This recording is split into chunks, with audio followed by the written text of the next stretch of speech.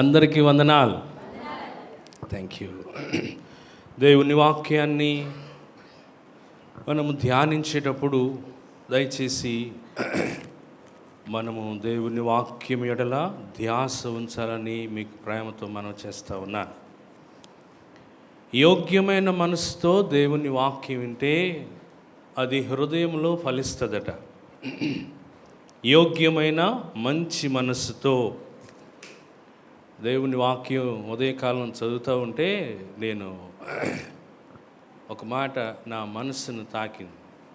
దేవుడు కొంతమందికి కొంత స్వాతంత్రం ఇస్తారు.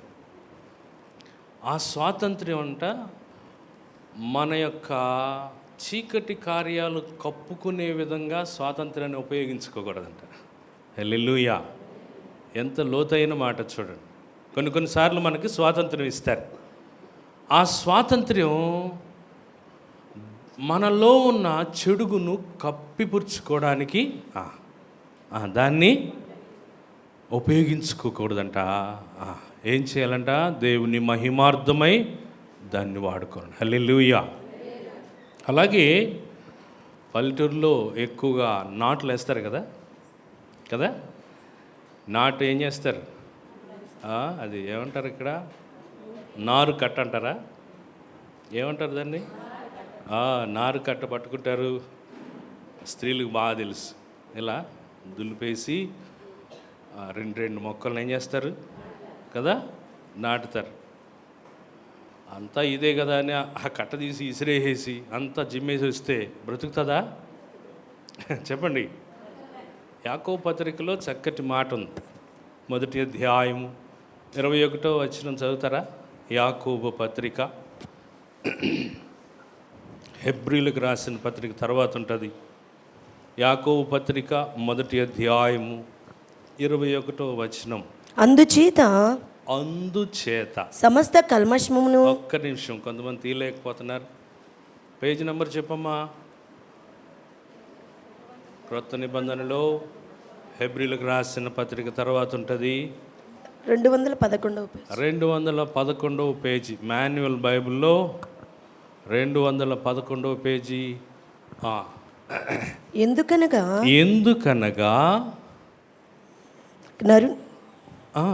అందుచేత సమస్త కల్మషమును విర్రవీగుచున్న దుష్టత్వమును మాని లోపల నాటబడినదై మీ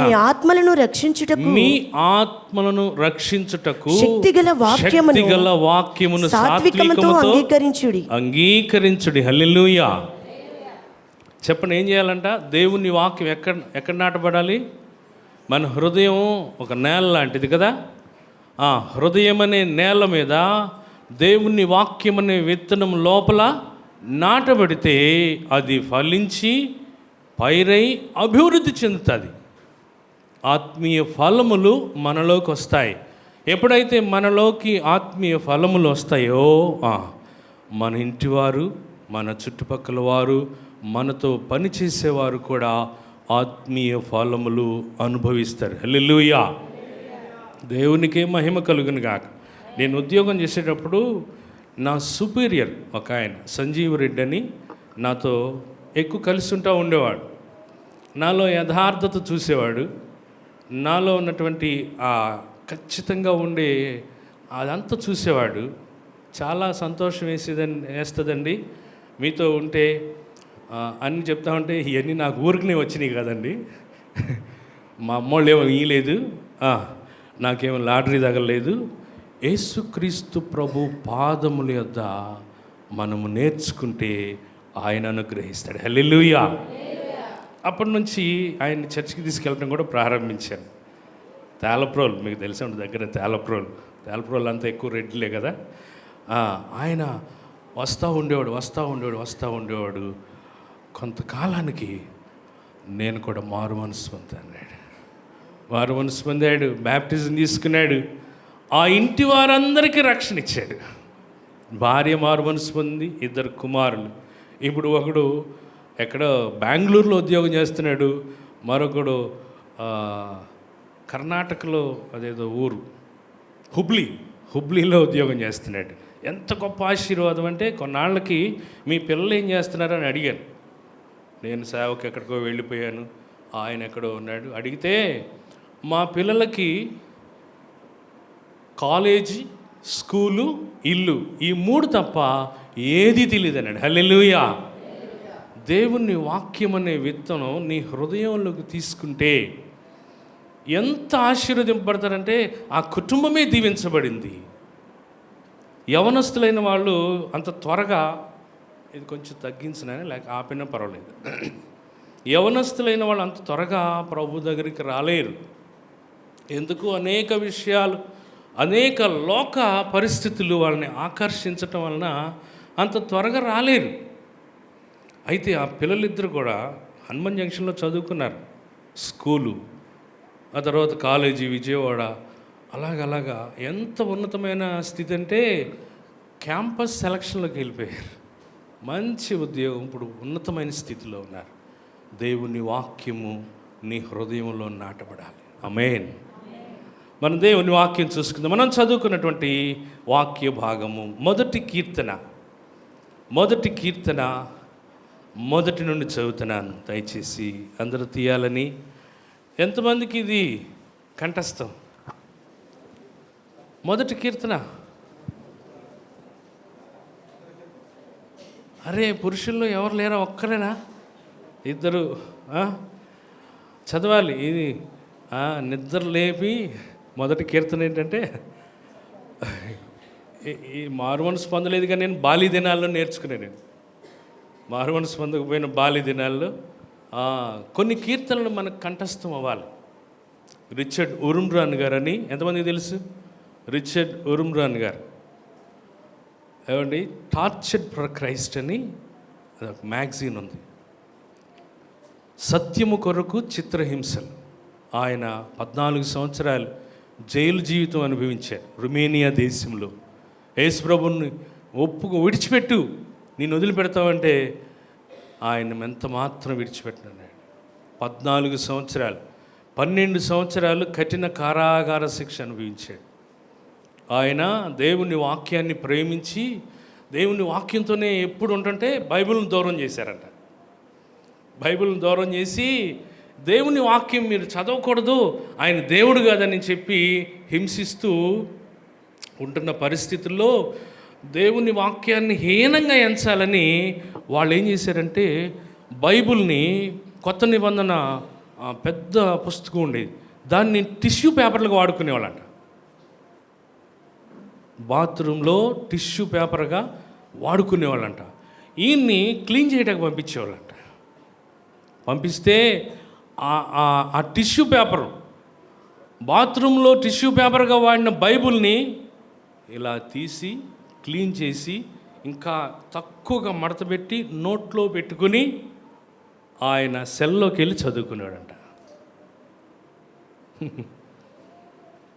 నమ్మగలరా మీరు? నెట్లో కొట్టుకోండి, టార్చర్ ఫర్ క్రైస్ట్, రిచర్డ్ ఉరుమ్రాన్ గారు. అలాంటి హింసలు అనుభవించి క్రీస్తును ప్రత్యక్షపరిచినటువంటి వాళ్ళు మన మధ్య ఉన్నారు.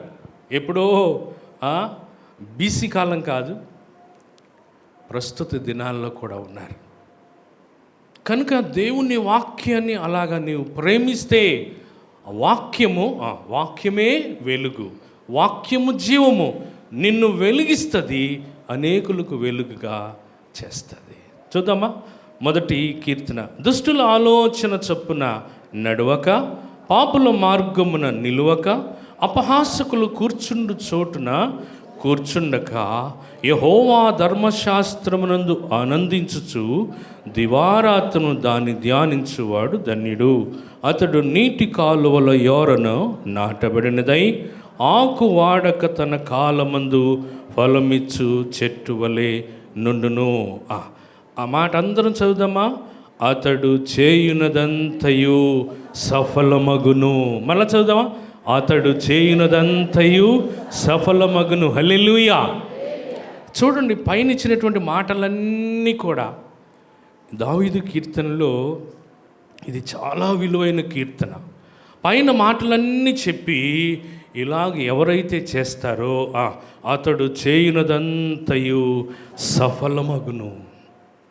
మళ్ళీ మనం పరిశీలన చేసుకుందాం, మళ్ళీ మనం పరీక్షించుకుందాం. ఎంతకాలం నుంచి క్రైస్తవ జీవితంలో నీవు ఉన్నావో, ఎంతకాలం అయింది మారు మనసు పొంది, ఎంతకాలం అయింది బాప్తిజం తీసుకుని, ఎంతకాలం నుంచి ప్రభువుని ఆరాధిస్తున్నావు, నీవు చేసేదంతా సఫలమవుతుందా? మనం ఏం చేయాలా? ప్రశ్న వేసుకోవాలి. సఫలం అవ్వట్లేదంటే ఎందుకు సఫలం అవ్వట్లే? దేవుని వాక్యము అబద్ధమా? దేవుని మాటలు ఒట్టివేనా? ఎందుకు సఫలం అవటం లేదు? అతడు చేయనదంతయు సఫలమగును. దేవుడు చెప్పిన ఏ మాట అయినను నిరర్ధకము కానేరదు. ఎందుకు ఇలాగ నా కుటుంబం ఉన్నది? ఎందుకు నా కుటుంబంలో ఫలములు రావటం లేదు?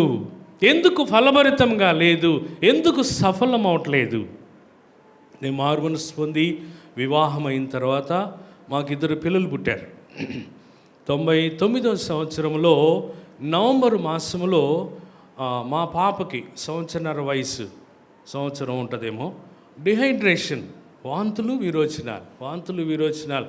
ఎంత బలహీనాలు అయిపోయిందంటే ఆ చర్మం ఇలా పట్టుకుని లాగితే ఆ చపాతీ పిండి ఇలా అంటే ఎలా ఉంటుందో అలాగా చనిపోవడానికి సిద్ధంగా ఉన్నప్పుడు మేము హాస్పిటల్కి తీసుకెళ్ళాం. ప్రభు బాగు చేశారు. ఒక వారం రోజులు హాస్పిటల్లో ఉన్నాం.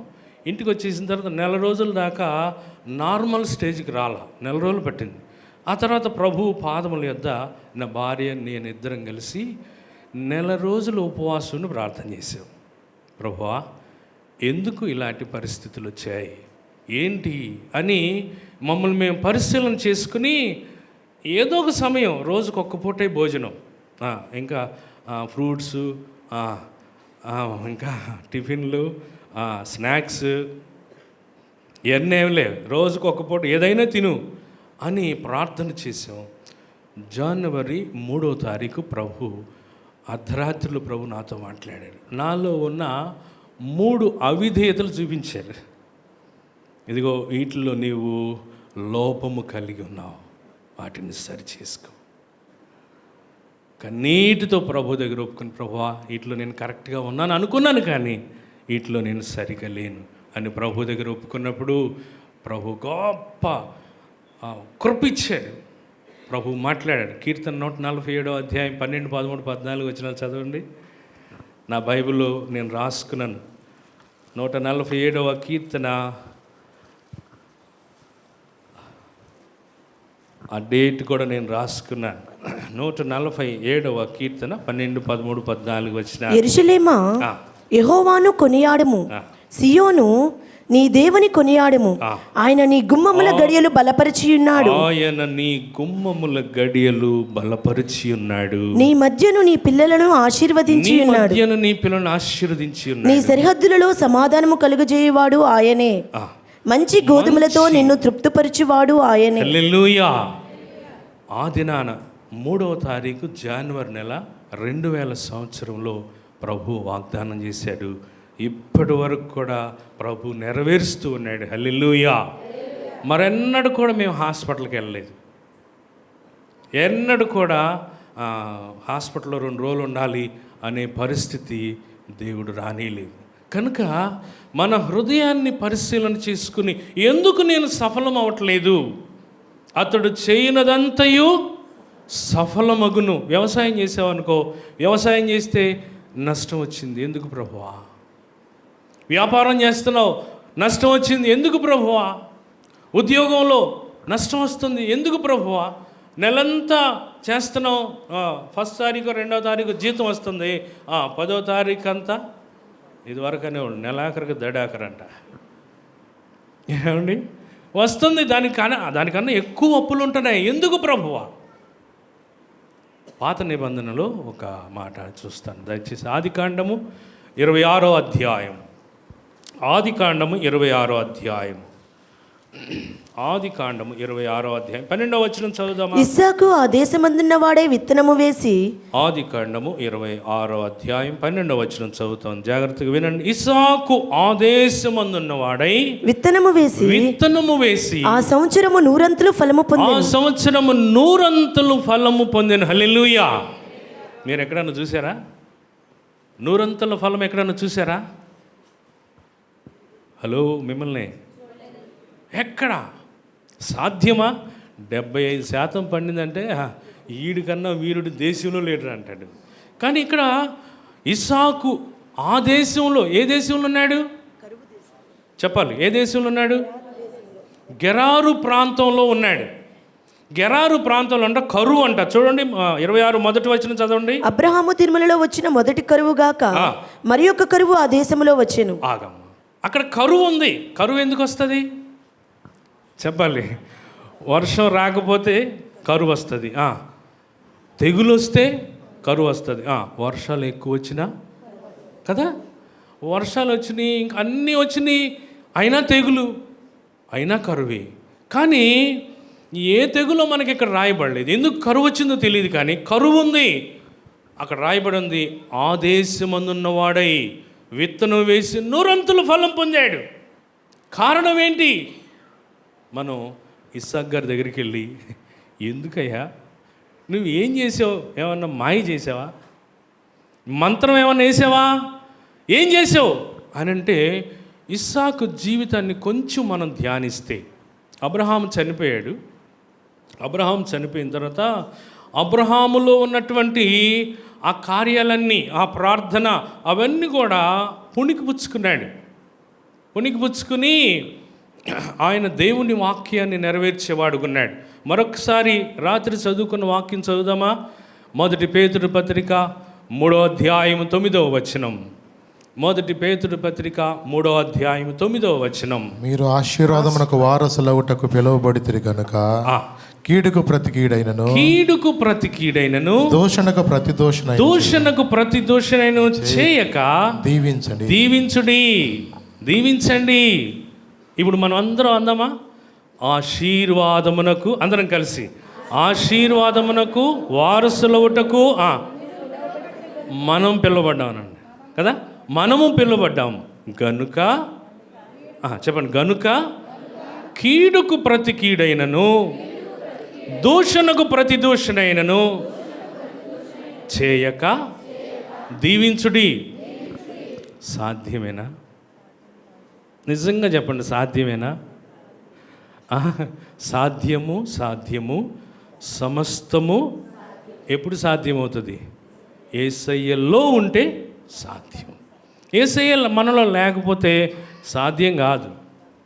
విరోధుల దగ్గరికి వెళ్ళి క్షమాపణ అడగాలంటే సాధ్యమా చెప్పండి? విరోధులను దీవించాలంటే సాధ్యమా? ఇక్కడ రాయబడి ఉంది, కీడుకు ప్రతి కీడు చేయొద్దు, దూషణకు ప్రతి దూషణ చేయొద్దు.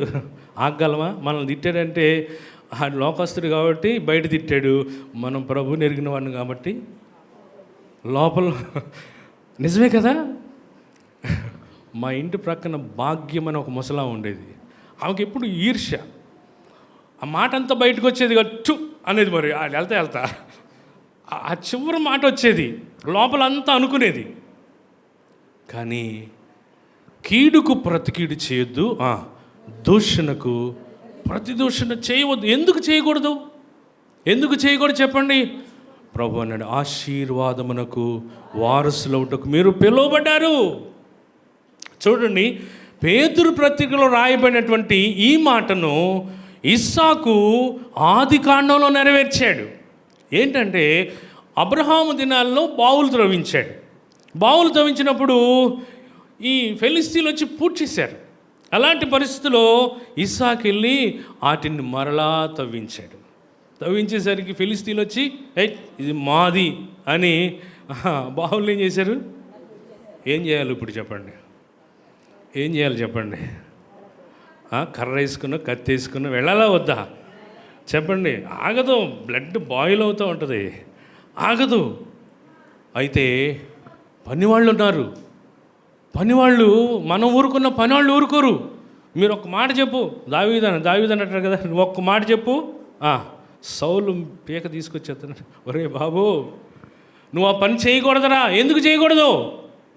యెహోవా అభిషేకించినటువంటి వాడు సౌలు. కనుక చూడండి, ఇక్కడ బావుని పూర్తి చేశారు. పూర్తి చేస్తే ఒక్క మాట కూడా మాట్లాడలేదు. ఇస్సాకు ఏం చేశాడంటే, పదండి మనం వేరే చోటకు వెళ్ళి బావులు ఆ మాట చూడండి, 19వ వచనం చూడండి. మరియు ఇస్సాకు దాసులు ఆ లోయలో త్రవ్వగా జలలు గల నీళ్ల బావి దొరికెను. అప్పుడు గెరారు కాపరులు ఇస్సాకు కాపరులతో జగడమాడి, ఈ నీరు మాదే అని చెప్పిరి గనుక వారు తనతో కలహించినందున అతడు ఆ బావికి ఏసేకు అని పేరు పెట్టెను. వారు మరియొక బావి త్రవ్వినప్పుడు దాని కొరకును జగడమాడిరి గనుక దానికి సిత్నా అను పేరు పెట్టెను. అతడు అక్కడి నుండి వెళ్ళి మరియొక బావి త్రవ్వించెను. దాని విషయమై వారు జగడమాడలేదు గనుక అతడు ఇప్పుడు యెహోవా మనకు ఎడము కలుగజేసి ఉన్నాడు గనుక ఈ దేశమందు అభివృద్ధి పొందుదమనుకొని దానికి రహబోతు అని పేరు పెట్టెను. హల్లెలూయా. చూడండి, మనం కీర్తనలో చదువుకున్నది, అతడు చేయునదంతయు సఫలమగును. అయితే ఇక్కడ బావి తవ్విస్తే వాళ్ళు వచ్చారు, ఇది మాదని ఆక్రమించుకున్నారు. సరే, ఒకటి ఆక్రమించుకున్నారు, రెండవ తవ్వినా కానీ మళ్ళీ వచ్చారు, ఇది మాదే అన్నారు. మొదటైతే ఊరుకున్నాను కానీ చేతులు కట్టుకున్నాను నేను కదా. మేము చేతులు కట్టుకున్నాం అనుకుంటున్నామా?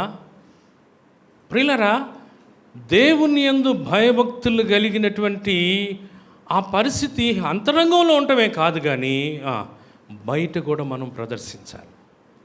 ఒక పెద్ద రౌడీ ఎన్నో హత్యలు చేశాడు, కొట్లాటకి వెళ్ళేవాడు. దేవుని దయ వలన జైల్లో దేవుని వాక్యం విని మారు మనసు పొందాడు. హైదరాబాద్ పట్టణంలో మారు మనసు పొందిన తర్వాత దేవుని మార్గంలో నడుస్తూ ఉన్నాడు. ఒకానొక సమయంలో ట్రైన్లో ప్రయాణం చేస్తుంటే ఇలాగా చేయి పెట్టి నిలబడ్డాడంట. ఒక ఆయన వచ్చి ఫాస్ట్గా ఇట్లా గుద్దేస్తే అవతల పడిపోయాడంట.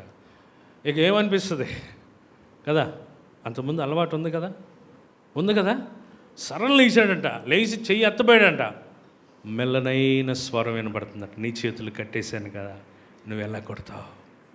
హల్లెలూయా. నీతో ఎప్పుడైనా ప్రభు అలా మాట్లాడా? నువ్వు మారు మనసు పొందిన దగ్గర నుండి ఒకవేళ ఇదిగో ఇలాగ నేను దొమ్మిగా వెళ్ళాలి అనుకున్నప్పుడు ప్రభు ఎప్పుడైనా నీతో మాట్లాడారా? ఇక్కడ పరిస్థితులు వచ్చినాయి. బావి త్రవ్విస్తే వాళ్ళు వచ్చి ఆక్రమించుకున్నారు. 1 కాదు 2, 3 ఆక్రమించుకున్నారు. వాళ్ళు 3 సార్లు కూడా ఒక్క మాట కూడా మాట్లాడకుండా యువతలకు వచ్చేసాడు. 4వ బావి తవ్వించుకున్నారు, అక్కడికి రాలేదు. అయినా మనసులో ఏముంటుంది చెప్పండి? మనసులో ఏముంటుంది? 3 బావుల దగ్గరికి వచ్చారు, 4వ బావి దగ్గరికి కూడా చెప్పండి అమ్మా, వస్తారేమో అని భయపడుతున్నట్టు. చూడండి దయచేసి ఆ మాట 24వ వచనం. ఆ రాత్రియే యెహోవా అతనికి ప్రత్యక్షమై, నేను నీ తండ్రి అయిన అబ్రహాము దేవుడను, నేను నీకు తోడై ఉన్నాను గనుక భయపడకుము. ఎవరితో అంటాం భయపడొద్దని? మనం ఎవరితో భయపడకని అంటాం? భయపడుతుంటే ఎవరైనా దయచేసి చూడండి, ఎవరన్నా భయపడుతుంటే దగ్గరికి వెళ్ళి భయపడబాక అంటాం. అంటే ఎంత భయముతో నింపబడ్డాడో ఇస్సాకు. ఎందుకు? వాళ్ళతో పొట్లాడలేడు, దేవుని భయం కలిగిన వాడు. అయితే దేవుడు మాట్లాడుతూ ఉన్నాడు, ఇస్సాకు భయపడబాక, నేను నీ దేవుడైన అబ్రహాము దేవుడినయ్యా, నీ తండ్రి అయిన అబ్రహాము దేవుడిని, భయపడబాక, నేను నీకు తోడుగా ఉన్నాను, భయపడబాక. నీవెప్పుడైతే కీడుకు ప్రతి కీడు, దూషణకు ప్రతి దూషణ చేయడానికి నువ్వు ఎంత మాత్రం కూడా నీ మనసు వెళ్ళకుండా ఉందో, దేవుడు నీకు ప్రత్యక్షమవుతాడు. దేవుడు నీ యొక్క అవసరత చూస్తాడు, నీ పక్షముగా ఆయన యుద్ధం చేస్తాడు. ఏమండి, ఇక్కడ ఫిలిష్తీయులు అంత చేసిన తర్వాత శత్రువులు మన దగ్గరికి వస్తారండి? వస్తారా మన దగ్గరికి? ఎందుకు వస్తారు? మన మీద పోట్లాడిన వాళ్ళు, మనల్ని ఆక్రమించుకున్న వాళ్ళు, మన ఆస్తిని ఆక్రమించుకున్న వాళ్ళు వస్తారా? అక్కడ కింద వచనంలో చూస్తే దయచేసి చూడండి, 25వ వచనం. అక్కడ ప్రార్థన చేసి అక్కడ తన గుడారము వేసెను. అప్పుడు ఇస్సాకు దాసులు అక్కడ బావి త్రవ్విరి. అంతటా అబీమెలెకును అతని స్నేహితుడైన అహజతును అతని సేనాధిపతి అయిన ఫీకోలును గెరారు నుండి అతని యొద్దకు వచ్చిరి. ఇస్సాకు, మీరు నా మీద పగబట్టి మీ యొద్ద నుండి నన్ను పంపివేసిన తరువాత ఎందు నిమిత్తము నా యొద్దకు వచ్చి ఉన్నారని వారిని అడుగగా, నా దగ్గరికి వచ్చారయ్యా అని అడుగుతుంటే, వారు నిశ్చయముగా యెహోవా నీకు తోడయుండుట చూచితిమి గనుక మనకు అనగా మాకును నీకును మధ్య ఒక ప్రమాణం ఉండవలననియు. హల్లెలూయా, అందరం చెప్దాం హల్లెలూయా. శత్రు వచ్చి మాట్లాడుతున్నాడు. శత్రువు వచ్చి మాట్లాడుతున్నాడు. ఏమంటున్నాడు? నీవు నిశ్చయముగా, వారు నిశ్చయముగా యెహోవా నీకు తోడయుండుట చూచితిమి. ఎలాగ చెప్తున్నారు చూడండి. ఇప్పుడు మన చర్చికి వచ్చే వాళ్ళు మన గురించి సాక్ష్యం ఇస్తారు. ఏం చాలా ప్రార్థన పర్రాలు, ఏం చాలా భక్తి కలిగి ఉంటుంది, ఏం చాలా దీనురాలు అని సాక్ష్యం ఇస్తాడు. మన ఇంటి పక్క వాళ్ళు ఏమనండి, మన ఇంటి పక్క చర్చికి రాని వాళ్ళు ఉంటారు కదా, మన ఇంటి ఎదురు వాళ్ళను, మన ఇంటి పక్క వాళ్ళను, పంపు దగ్గర గొడవే, సరిహద్దుల్లో గొడవే అంటే వాళ్ళ ఉద్దేశాలు అవి. యేసు ప్రభువుని ఎరగనటువంటి వాళ్ళు ఏదో ఒక విషయంలో నీతో గొడవ పెట్టుకోవాలని. కొత్తగూడెంలో మేము ఇల్లు కట్టుకున్నాం, దాని ఎదురుగా ఆర్ఎస్ఎస్ వాడు ఉన్నాడు. వాడు పద్దాక ఏదో ఒక దాని మీద గొడవ పెట్టుకుందామని మేము పద్దాక ఏదో ఒక ఎరేస్తూ ఉంటాం. నేను చక్కగా ఈ చట్టపాదులు పెట్టాను. చిక్కుడుకాయలు, వంకాయలు, సొరకాయలు విరివిగా కాస్త 100 సొరకాయలు కాసినాయి. ఆ బజారంతా పనిచేసాం. దైవ సేవకులకి ఇచ్చాం. ఈ పక్కనున్న ఆర్ఎస్ఎస్ వాడికి కూడా ఇచ్చాం. దేవుడిని నిన్ను దీవించగాకంటున్నాం. వస్తారు, పిల్లని పంపిస్తారు, కరేపాకు అంకులు కొసుకెళ్ళు. ప్రేమించాలి. నువ్వు నష్టపో పర్వాలేదు, నువ్వు గాయపరచబడు పర్వాలేదు. అన్యుని దగ్గర నుంచి ఒక మంచి సాక్ష్యం, నీ పొరుగు వారి నుంచి మంచి సాక్ష్యం. చూడండి, అలాంటి సంబంధం లేకపోతే ఎవరన్నా వచ్చి పలానా మరియమ్మ గారు లేదండి అని అడిగితే పక్కన వాళ్ళు కూడా మొదలుది. ఎందుకు? సరైన సంబంధం లేదు. ఇక్కడ అంటున్నాడు, ఆ గెరారు రాజు అంటున్నాడు, నిశ్చయముగా యెహోవా నీకు తోడయునుట. హల్లెలూయా. మన గురించి చెప్పాలండి. మన ప్రవర్తన అంతటిని చూచి, ఇదిగో ఫలానా వాళ్ళు దేవుని బిడ్డలు, ఫలానా వాళ్ళు ఇదిగో దైవికమైనటువంటి వాళ్ళు, ఫలానా వాళ్ళు దేవుని ప్రేమ ఇదిగో ప్రవహిస్తుంది. అప్పుడు ప్రభు అంటున్నాడు, అతడు చేయనదంతయు సఫలమగును. నువ్వు ఎక్కడ చేయబెట్టు, దేవుడు నిన్ను ఆశీర్వదిస్తాడు.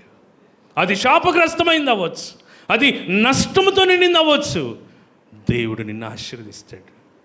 దేవుడు నిన్ను దీవిస్తాడు. ప్రియులారా, గొప్ప చెప్పటం కాదు కానీ, ఒక ఆయన, మేము పొట్టిపాడులో ఉన్నప్పుడు ఒక ఆయన వచ్చేవాడు.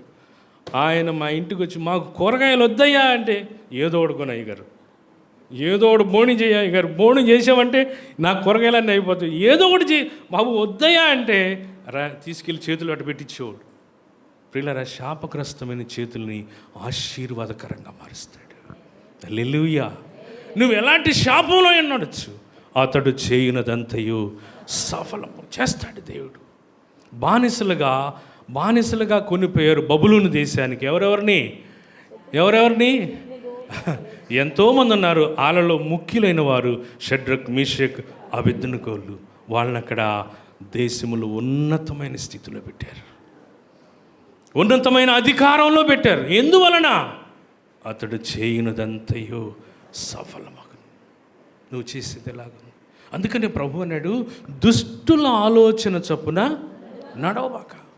ఎందుకు నడవకూడదయ్యా? ఒకవేళ మనం కొంతమంది రాంగ్గా ప్రవర్తిస్తూ ఉంటారు.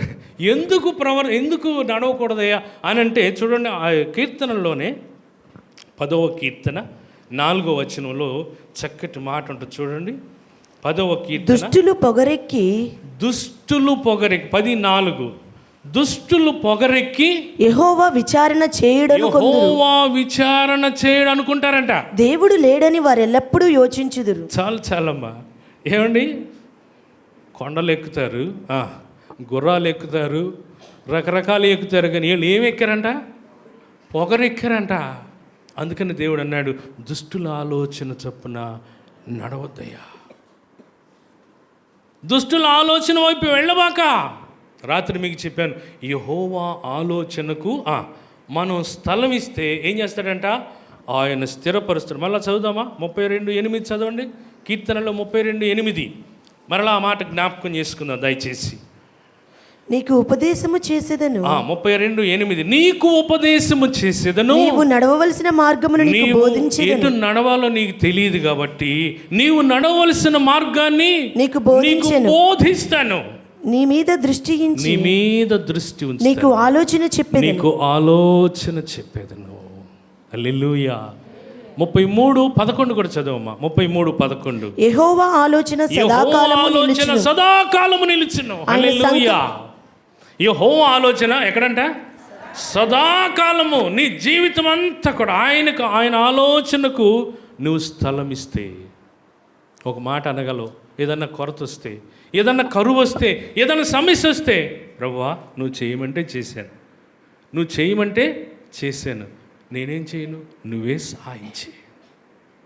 అడగగలిగేటువంటి ధైర్యము నీలో ఉండాలంటే ఆయన ఆలోచనకు స్థలమే. దుష్టుల ఆలోచన చొప్పునకు వెళ్ళబాక.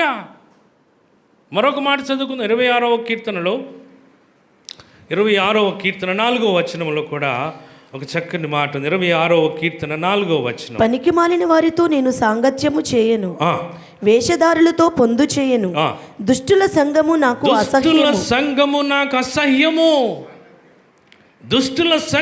అసహ్యము, భక్తిహీనులతో సాంగత్యము చేయను. ఎవరన్నారు ఈ మాటలు? ఎవరన్నారండి? దావీదు భక్తుడు అంటా ఉన్నాడు. ఇవన్నీ కూడా ఆయన బాల్య దినాల నుండి ఆయన ఉగ్గుపాలతో పెంచబడ్డాడంట. ఆయన గొర్రెలు కాయటానికి అప్పగింపబడ్డాడు దావీదు. గొర్రెలు కాస్తూ ఉంటే వాళ్ళ నాయన్ని బతిలాడుకున్నాడు. నాయనా, నేను గొర్రెలు కాస్తా కానీ నువ్వు చెప్పినట్టు నాకు ఒక వాయిద్యాన్ని కొనియ్యా. ఆ వాయిద్యం కొనుక్కుని ఆ వాయిద్యం తీసుకెళ్ళి గొర్రెల దగ్గర ఆ గొర్రెలు కాస్తూ యెరూషలేము, ఆ బెత్లెహేం పొలాలన్నిటిలో ఆయన అనేక పాటలు రచించాడు. ఏమండి, వచ్చా మీకు పాటలు? యెహోవా నా కాపరి, యెహోవా నా ఊపిరి, నాకు లేమి లేదు, లోయలలో లోతులలో యెహోవా నా కాపరి, సముద్రములో సమరములో యెహోవా నా కాపరి, యెహోవా నా కాపరి, గాఢాంధకారపు లోయలలో సంచరించినను అపాయమే కలుగదు నాకు, నీ తోడు నాకుండగా. అపాయమే కలుగదు నాకు, నీ తోడు నాకుండగా. లోయలలో లోతులలో యెహోవా నా కాపరి, సముద్రములో సమరములో యెహోవా నా కాపరి, యెహోవా నా కాపరి. హల్లెలూయా. అలాంటి పాటలు నా బసలో పాటలు పాడుటకు నీ కట్టడలు నాకు హేతువులాయను. అనేక చోట్ల బసలు చేసి ఆయన రాత్రులు పగలు పాటలు రాసేవాడు. ఆయన ఏమన్నాడు? దుష్టుల సాంగత్యము నాకొద్దయ్యా, అపహాసకుల సాంగత్యం నాకొద్దు, వేషధారులతో నేను ఉండను. ఎందుకయ్యా, ఎందుకు ఈ మాటలు అని అంటామంటే, దుష్టుల యొక్క మార్గములు నాశనానికి నడుపుతాయి. నువ్వు సఫలీకృతం అవ్వాలంటే, నువ్వు చేయనిదంతయు సఫలం అవ్వాలంటే నువ్వు ఆత్మీయులతో సహవాసం చేయి. ప్రార్థనాపరులైనటువంటి ఎవరైనా ఉంటే వాళ్ళతో కలిసి కాసేపు ప్రార్థన చేయి. ఏమండి, స్త్రీలైన వాళ్ళు ఎంత బలహీనలో అంత బలవంతులు. హల్లెలూయా. కోపగించుకోకండి. ఎంత బలహీనులో అంత బలవంతులు. ప్రార్థన చేస్తే పట్టుబట్టారంటే కార్యం జరిగే వరకు వదలరు. ఏమైనా ఒక పక్కకి స్టెప్ వేసారంటే అంత నాశనమే. హల్లెలూయా. యేసు రక్తమే జయం. దేవుడే మిమ్మల్ని దీవించుగాక. ఏమండి, ఏంటంటే కొన్నిసార్లు నేను కొంతమందికి సలహా ఇచ్చా. అయ్యా, నేను పని చేసుకుని ప్రార్థన చేసుకుందాం అనుకునేసరికి పక్కింటి వదినో పక్కింటి పిన్నో పని అయిందా అంటే వస్తారు కదా. పని అయిందా పిన్నా, పని అయిందా వదినో అంటే వెళ్ళమన్నా ఎట్లా చెప్తారు? వెళ్ళమని చెప్పలేరు కదా. నేను ఒక సలహా ఇచ్చా. పిన్న, నా పని కూడా అయిపోయింది కదా, కాసేపు కూర్చుని ప్రార్థన చేద్దామా అను. తుపాకు కూడా దొరకరు. నువ్వు మెలుకోగలిగి దుష్టుల సాంగత్యాన్ని మానేసి అతడు చేయనదంతయు సఫలమగును. నువ్వు చేసేది ప్రతిదీ కూడా దేవుడు సఫలం చేస్తాడు. ఏమండి, మనం మడ్డి గలవారమే. ఈ లోకమంతా మడ్డితో నింపబడి ఉంది. కానీ యేసు రక్తము చేత నువ్వు కడగబడితే, యెహెజ్కేలు గ్రంథంలో ఒక చక్కటి మాట ఉంది చూడండి దయచేసి. 24వ అధ్యాయము యెహెజ్కేలు గ్రంథము 6వ వచనం దయచేసి చూద్దామా. యెహెజ్కేలు గ్రంథము 24వ అధ్యాయము 6వ వచనం.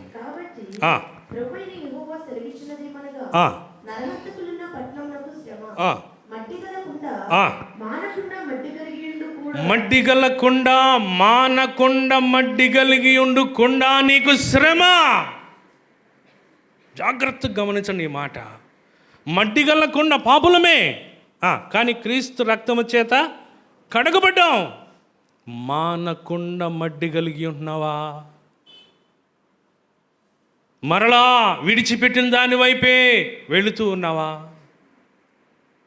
మరలా త్రోసివేసిన దాన్ని తిరిగి ఆహ్వానిస్తూ ఉన్నావా?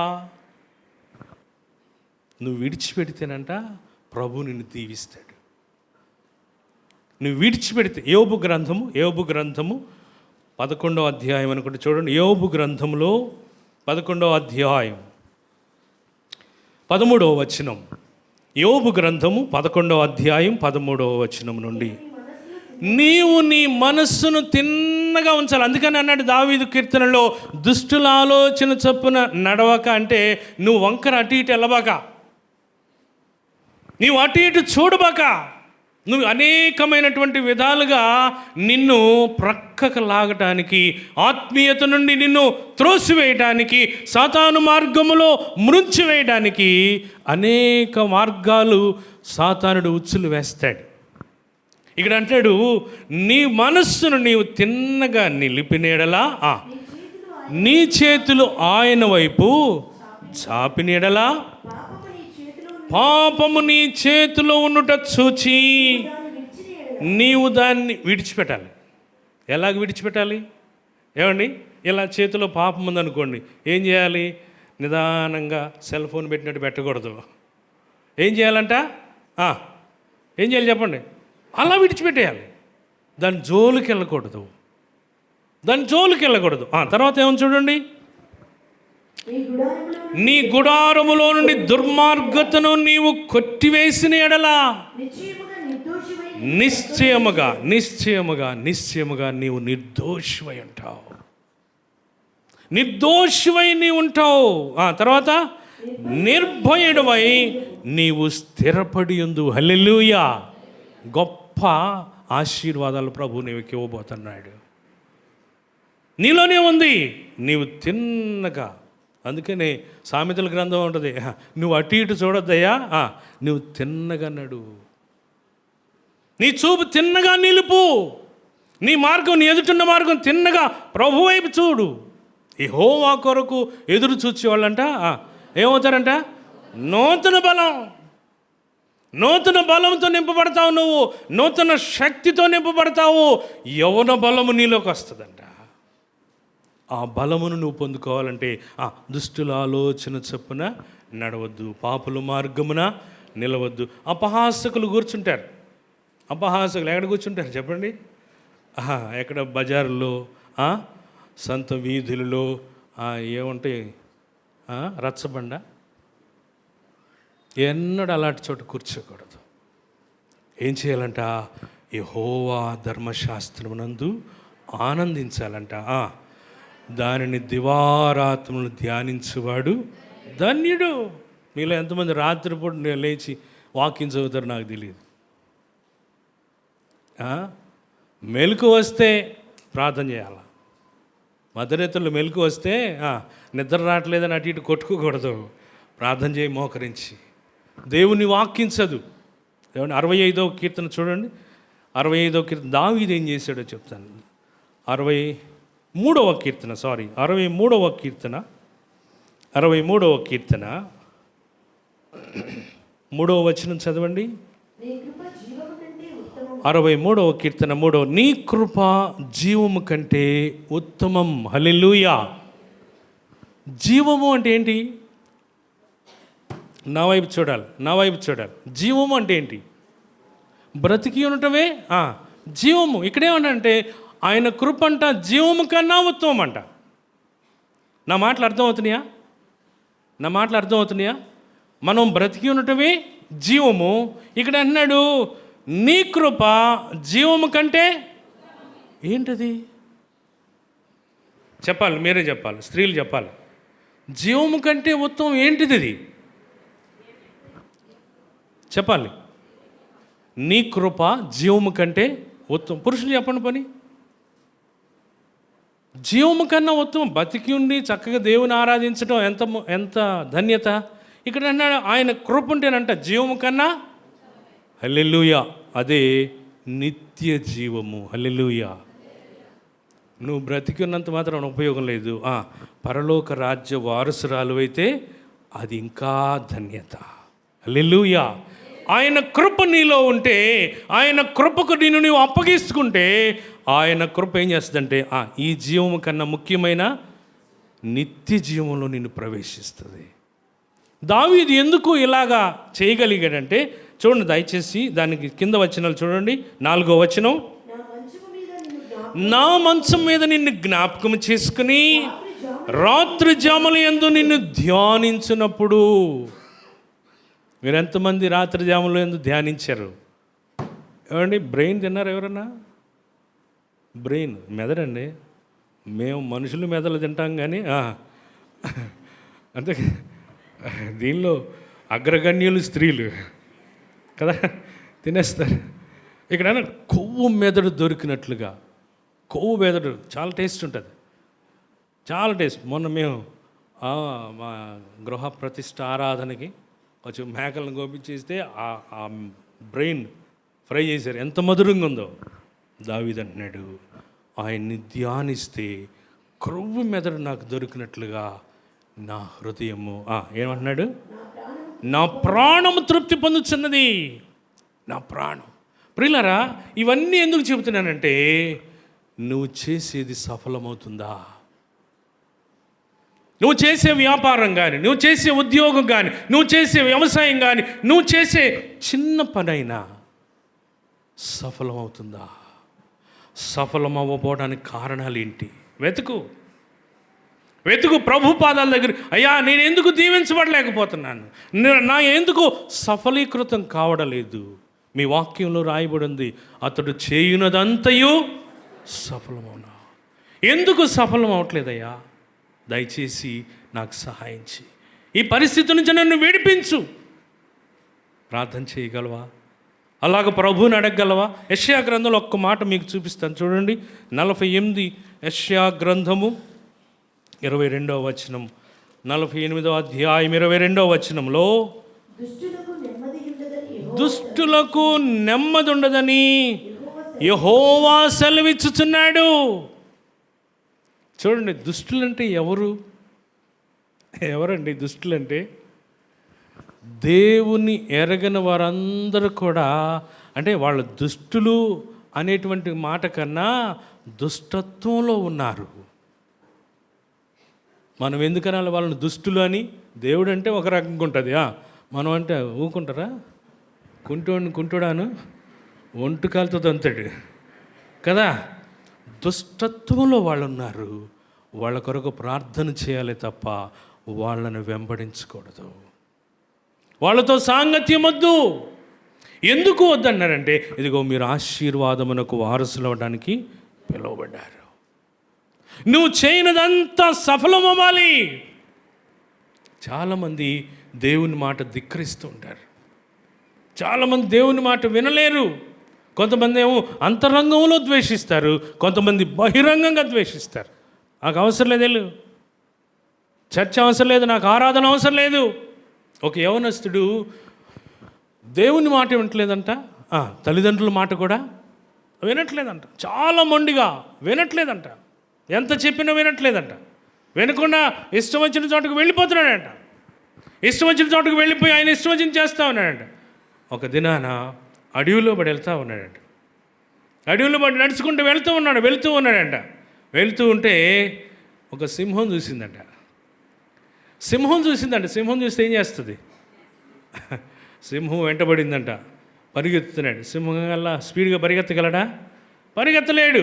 ఒక చెట్టు చూసి చెట్టు ఎక్కేసాడంట. సింహం చెట్టు ఎక్కలేదు కదా, చెట్టు ఎక్కేసాడంట. చెట్టు ఎక్కేస్తే అమ్మయ్య నేను రక్షించబడ్డానని పైకి చూశాడంట. పైన ఎలుగు ఉంటుందంటండి. అమ్మో ఏం చేయాలి అని అనుకుంటే ఆ చెట్టు ఒక ప్రవాహం ఒడ్డునే ఉందంట. ఒక పెద్ద ప్రవాహం, సెలయేరు ఆ పక్కనే ఉందంట. ఈ మర్రి చెట్టు కనుక ఎలాగ ఓడలు ఉంటాయి కదా, ఆ ఓడలు ఉన్నాయంట. ఆ ఓడలు పట్టుకుని వేలాడుతూ కిందకు దిగుదామని దిగబోతున్నాడంట. దిగబోతూ కిందకు చూశాడంట. ముసలి నోరు తెరుచుకుని రా అని చూస్తుందంట. ఏం చేయాలి ఇప్పుడు? ఏం చేయాలి? కిందకి దిగితే ముసలుంది, చెట్టు పైకెక్కితే ఎలుగు ఉంటుంది, చెట్టు నుంచి దిగితే సింహం ఉంది. అలాగే ఎంతసేపు ఎలాడతాడు? అలాగే ఎలాడుతూ ఉన్నాడంట. చేతులు నొప్పి వస్తున్నాయి. ఎంతసేపు ఎలాడాలి అని అనుకునే సమయానికి ఒక నల్ల ఎలుక, తెల్ల ఎలుక ఆ ఓడలు కొరుకుతున్నాయి అంట. ఆ ఓడలు టిక్ టిక్ టిక్ అంటే శబ్దం వచ్చింది. ఏంటి అని చూస్తే ఆ ఓడలు కొరుకుతున్నాయి అంట. కొరికితే ఏమవుతాడు? మధ్యలో గోడలు లేవు. ఆ ఓడలు కొరికితే తిన్నగా ఎక్కడికి వెళ్తాడు? అప్పుడు జ్ఞాపకం వచ్చిందంట. తండ్రి చెప్పిన మాట, తల్లి మాట, ఆ యవనస్తుడికి దేవుని మాట అప్పుడు జ్ఞాపకం వచ్చిందంట. చూడండి, మన పాపాలు మనల్ని తరుముతూ ఉంటాయి. చూడండి, ఎన్నోసార్లు ఎంతమందిని తరిమినాయో. మన దోషాలు మన మీద నేరారోపణ చేస్తానికి పైనుంచి మన మీద నేరారోపణ చేస్తాయి. పాతాళం మనం మింగడానికి ముసలి రూపంలో రా అని కాచుకుని ఉన్నాయి. నల్ల ఎలుక, తెల్ల ఎలుక అంటే పగలు రాత్రి దినములు గడిచిపోతున్నాయి. గమనిస్తున్నావా? నేను ఎప్పుడో చిన్నప్పుడు ఒక పాట అన్నాను. దినములు గడుచుచున్నవి, క్షణములు పొర్లుచున్నవి, ఆయుషు తగ్గుచున్నది, అంతము పిలచుచున్నది, యేసులేని నీ జీవితము పొందలేవు మోక్షరాజ్యము, దినములు గడుచుచున్నవి. నీ జీవితంలో ఇంకా ప్రభువుని కలుసుకోలేదేమో. ఒకవేళ ప్రభువుని కలుసుకున్నా ప్రభుతో నీకు సరైన సంబంధం లేదేమో, నాకు తెలియదు. బైబిల్లో చక్కటి మాట ఉంది. మరణం వరకు చెప్పాలి. మరణం వరకు నమ్మకంగా ఉండుము. తర్వాత మాట జీవకిరీటం. హల్లెలూయా. నీ జీవితం ఎలాగుందో నాకు తెలియదు. నమ్మకస్తుడిగా ఉన్నావు, అపనమ్మకస్తుడిగా ఉన్నావు. నాకేంట్లే, చాలామంది జీవితంలో ఆ దుష్టులు అలా బ్రతుకుతున్నారు. వాడికి ఏం కావట్లేదు. ఏంటి ఈ భక్తి? ఏంటి ఒకానొక సమయం వస్తుంది. ఒకనొక సమయం వస్తుంది, మేకలను గొర్రెలను వేరు చేసే సమయం రాబోతుంది. గోధుమలను గురుగులను వేరు చేసే సమయం రాబోతుంది. నువ్వు తట్టుకోగలవా? కొంతమంది అనుకుంటారు తర్వాత రాజేవుడు రెడ్డేవుడు మనం చేసేదంతా చేద్దాం. ఒకవేళ అనుకుంటున్నామేమో, ఆ యవనస్తుడు కేక వేస్తున్నాడు, ప్రభువా నన్ను రక్షించు. కింద పాతాళము రమ్మని పిలుస్తుంది, పైన దోషాలు నేరారోపణ చేస్తూ ఉన్నాయి. సింహం రూపంలో పాపములు మనల్ని తరుముతున్నాయి.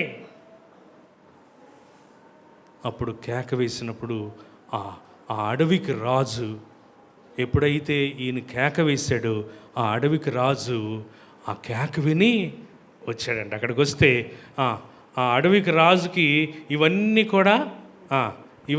కూడా సాధువులే. ఆయన ఎప్పుడైతే వచ్చాడో ఏ దారి అటు వెళ్ళిపోయినాయంట. అప్పుడు సిలువు కర్ర వేసాడంట. ఆ కుర్రాడు సిలువు కర్ర మీదుగా పైకి వచ్చాడంట. యేసుక్రీస్తు ప్రభువారు సిలువలో మరణించింది నీ పాపములు నా పాపములు క్షమించి సమస్త దుర్నీతి నుండి మనల్ని పవిత్రులుగా చేసి రక్షణానందాన్ని ఇచ్చి పరలోక రాజ్య వారసులుగా చేయడానికి ఆయన ఈ లోకానికి వచ్చాడు. ఈ సువార్త, ఈ ఆదివారపు ఆరాధనలు, శనివారపు వాక్య పరిచర్య, బుధవారము ఏ మీటింగ్ అయినా సరే నిన్ను బలపరచడానికి, నిన్ను పరలోక రాజ్య వారసురాలుగా చేయడానికి, ఆశీర్వాదమునకు వారసులుగా ఉండడానికి, నువ్వు చేసే ప్రతి పని సఫలీకృతం అవ్వడానికి, సఫలులుగా ఉండడానికి ప్రభు ఎంతగా ప్రేమ కలిగి ఉన్నాడో తెలిసిన.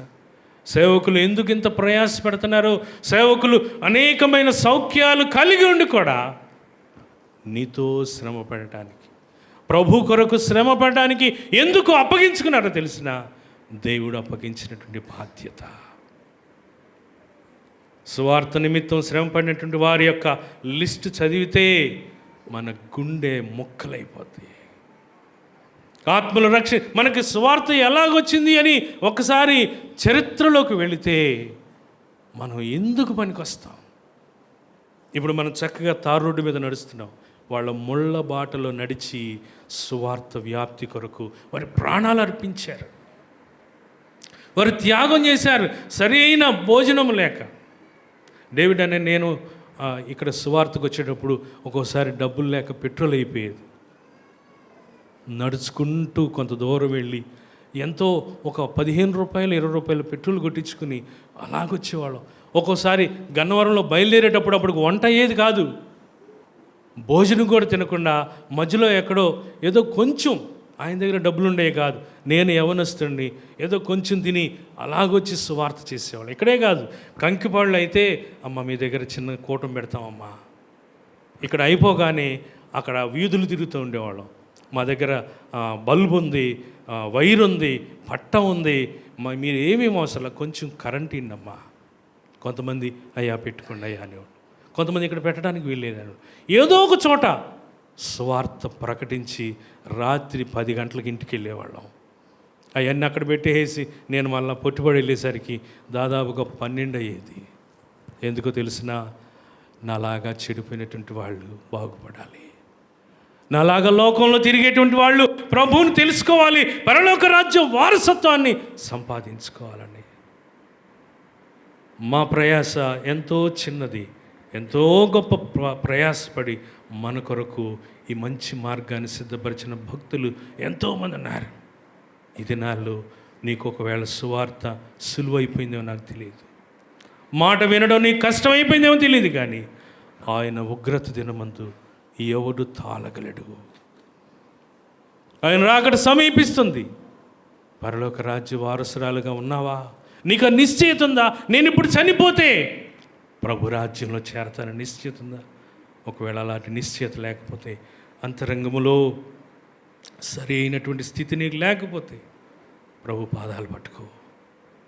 ఎంత ఘోర పాపినైనా యేసు చేర్చుకునేటువంటి మాటను పట్టుకుని ప్రార్థన చేయి, ప్రభువా నేను ఘోర పాపినయ్యా, నాలో ఇంకా ఆ వేషధారణ పోలేదయ్యా, నేను ఇంకా ఆశీర్వాదమునకు దూరంగానే ఉన్నాను, ఆత్మ సంబంధమైన ప్రతి ఆశీర్వాదం నీవు ఇస్తానని చెప్పావు కదయ్యా, నాకు కూడా ఇవ్వయ్యా అని ప్రభువుని వేడుకుంటే, ప్రభువుని బ్రతిమాలుకుని ఆ యవనుడు గనక కేక వేశాడు, ప్రభువా నన్ను రక్షించు.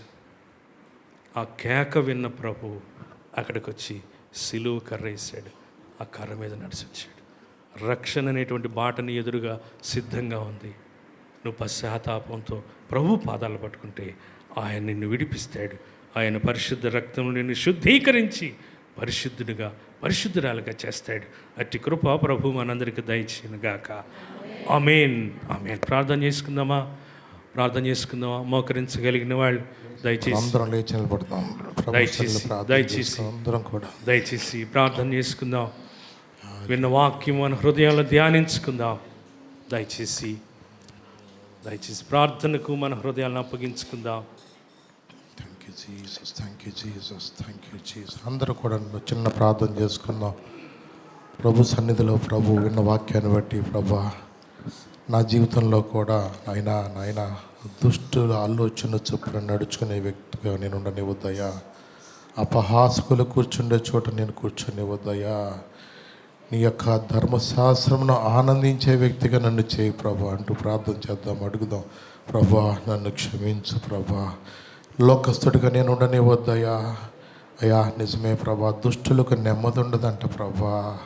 అవునయ్యా నాయన, నీవిచ్చే ఆశీర్వాదం నాకు కావాలి ప్రభా, నీవిచ్చే నాకు నెమ్మది కావాలి ప్రభు అని అడుగు. ప్రభు నిన్ను ప్రేమించి ఈ రాత్రి మధ్యాహ్న సమయంలో కూడా నీతో మాట్లాడుతున్నా. ఎందుకు తెలుసా? నీవు ఇంకనూ రక్షణ నిర్లక్ష్యము చేయొద్దని, ఇంకనూ నువ్వు దేవుని యొక్క చిత్తము లేకోకుండా లోకస్తుడిగా నువ్వు బ్రతకటానికి కాదు, ఇప్పటికే ఎన్నోసార్లు కోపాన్ని అణుచుకోలేక, ఎన్నోసార్లు లోకస్తులుగా మనము ఉండటానికి కాదు. దేవుడు మన లోకముల నుంచి విడిపించింది ఎందుకంటే అనేక మందికి ఆశీర్వాదకరంగా, ఒక ఇస్సాకు ఎలాగైతే మాదిరికరంగా ఉన్నాడో, తను ఎలాగైతే ఆశీర్వాదకరంగా ఉన్నాడో, ప్రభు నిన్ను నన్ను కూడా అలాగే ఆశీర్వించాలని ఆశపడుతున్నాడు ఆయన. మనం ఆశీర్వాదకు వారసులు అవటానికి పిలవబడ్డారని దేవుని వాక్యం చెప్తుంది. నిజమే, దేవుని బిడ్డలుగా మనము ఆశీర్వాదకు వారసులుగానే మనం ఉండాలి, కానీ లోకంలో మనల్ని బట్టి దేవుని నామానికి అవమానకరంగా ఉండకూడదు.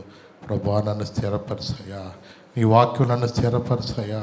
నీ వాక్యం చేత నాతో మాట్లాడుచున్నప్పుడు అయ్యా నా మనసుతో ప్రభా గ్రహించుకొని నీ కొరకు నిలబడ్డ జ్ఞానం నాకు దయచేయమని అడుగుదాం. ప్రార్థన చేసుకుందాం అందరం కూడా. మహాపరిశుద్ధుడా, ప్రేమ గల తండ్రి, మా నమ్మదగిన దేవా, వాక్యం వినువాడు మాత్రమే ఉండక వాక్యానుసారంగా జీవించే బ్రతుకులు నాకు మాకు దయచేయండి. పరిశుద్ధ ఆత్ముడా, మీ ప్రేమకు వందనాలు, నీ సన్నిధికి వందనాలు తండ్రి. నీ కృపలో ప్రభా నీ సేవకుని బలపరిచి మాతో మాట్లాడుచు మమ్మల్ని బలపరిచిన దేవానికి వందనాలు ప్రభా. అవునయ్యా, నీ వాక్యమే మమ్మల్ని బ్రతికిస్తుంది, నీ వాక్యమే మా బాధలలో కూడా నెమ్మదిస్తుంది ప్రభా. నాయన నీ కృపలో మమ్మల్ని అందరూ కూడా జ్ఞాపం చేసుకో ప్రభా. నీ చిత్తము చేయటం మాకు నేర్పించండి ప్రభా, నీ పాదాల దగ్గర గడపడం మాకు నేర్పించండి ప్రభా తండ్రి. నాయన అవునయ్యా, నీ వాక్యమే ప్రభా మా హృదయమంతుడితో ప్రభా నాయన విన్న వాక్య ప్రకారం బ్రతకటానికి కూడా మాకు నాయన స్థిర హృదయం మాకు దయచేయండి ప్రభా. ఎందుకంటే ప్రభా నీ మాటలు వినువారు మాత్రమే కాదయ్యా, వాక్యానుసారంగా జీవించే బ్రతుకులు నాకు మా అందరికీ దయచేయి ప్రభా. నీ సేవకుని ప్రభా కుటుంబాన్ని పరిచయం కూడా దీవించను ప్రభా. నీ కృపలో మమ్మల్ని అందరూ కూడా జ్ఞాపం చేసుకోండి. మరణం వరకు నమ్మకంగా బ్రతకటానికి మాకు సహాయం చేయమని యేసు నామమున నడుచున్నాను తండ్రి. ఆమేన్, ఆమేన్.